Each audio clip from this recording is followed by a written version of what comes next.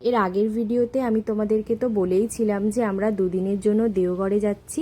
তো এটা ট্রেন থেকে নামার কিছুক্ষণ আগে আমি আর মা দুজনে দুটো চাই অর্ডার করেছিলাম শুধু।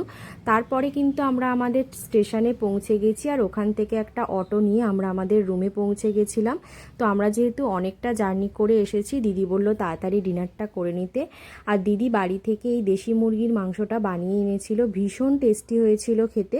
তারপর দিন কিন্তু আমরা সবাই মিলে বেরিয়ে পড়েছি সাইট সিনের জন্য।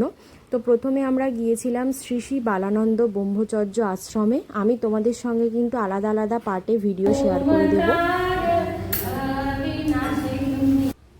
তো এখানে কিন্তু সব জায়গায় ক্যামেরা অ্যালাউ ছিল না, তো সেই জন্য সবটা আমি তোমাদেরকে ভিডিও করে দেখাতে পারিনি। এরপরে আমরা গিয়েছিলাম নলাক্ষা মন্দিরে।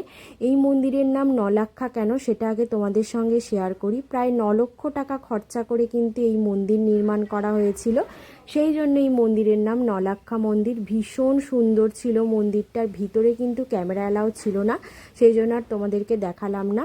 এরপরে আমার মায়েরা এখান থেকে কিছু কেনাকাটা করছিল। তারপরে আমরা গিয়েছিলাম শ্রী শ্রী প্রভু জগবন্ধু আশ্রমে।